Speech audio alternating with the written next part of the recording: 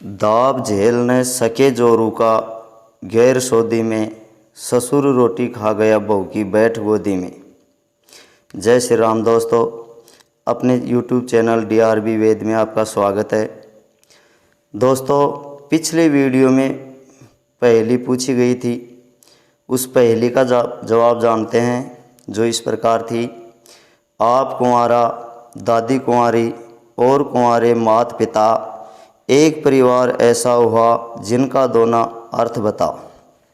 दोस्तों, यह पहेली वीर हनुमान पुत्र मकड़ध्वज से जुड़ी हुई है।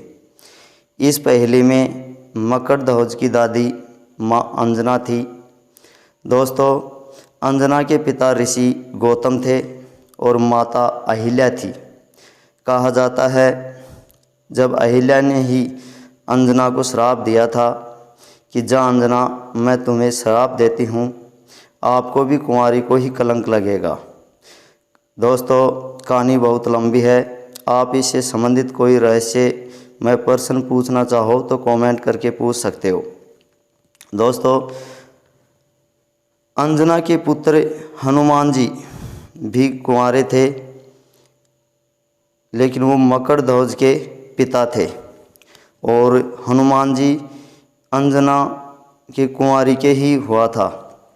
दोस्तों, हनुमान जी वैसे तो ब्रह्मचारी थे, लेकिन जब रावण माँ सीता का हरण कर लेते हैं तो माँ सीता जी का पता लगाने के लिए लंका जाते हैं तथा लंका में हनुमान जी की पूंछ में आग लगा दी जाती है। विद्वानों, हनुमान जी पूरी लंका को जलाकर वापस समुद्र में आकर अपनी पूंछ की आग बुझाते हैं तो आग की गर्मी से हनुमान जी के शरीर का तापमान बढ़ जाता है। उनके शरीर का तापमान बढ़ जाने से उनके शरीर से पसीने की बूंद पानी में गिरती हैं और वह बूंद मछली निगल लेती है। विधि का विधान ऐसा होता है, उस मछली के पेट में गर्भ ठहर जाता है और उस मछली के पेट से मकड़ध्वज की उत्पत्ति होती है। जैसे ही उस मछली को पकड़कर अहिरावण के राज्य में मछुआरे ले जाते हैं और उसका पेट चीरा जाता है तो उसमें एक बच्चा मिलता है और वो बच्चा अहिरावण तक पहुंचा दिया जाता है। अहिरावण के राज्य में ही वो पला बड़ा होता है तथा अहिरावण ने उन्हें द्वारपाल बना देते हैं। दोस्तों, इस पहेली का जवाब कि जो ये पात्र हैं, मकड़ध्वज है, हनुमान जी है तथा अंजना है। मकड़ध्वज हनुमान जी के पुत्र तथा हनुमान जी माँ अंजना के पुत्र। हनुमान जी भी माँ अंजना की कुंवारी के ही हुआ था।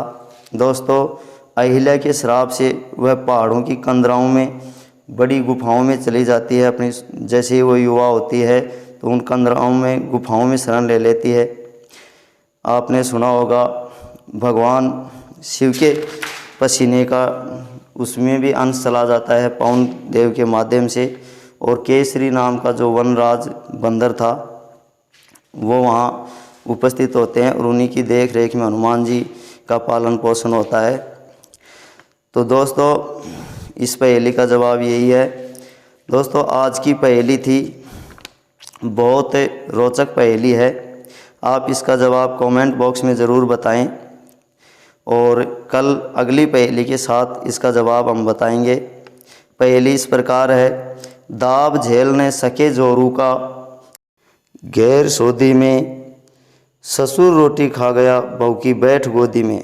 दोस्तों, बताना है, यहाँ जोरू शब्द का अर्थ पत्नी से लिया गया है। ऐसा कौन सा ससुर हुआ जो अपनी बहू की गोदी में बैठकर खाना खा गया? तो दोस्तों, इसका जवाब आप कमेंट बॉक्स में बताएं। हम जवाब बताएंगे, इस पहेली का उत्तर बताएंगे अगले एक शानदार पहेली के साथ। तब तक के लिए जय श्री राम, जय भरत भारत, धन्यवाद।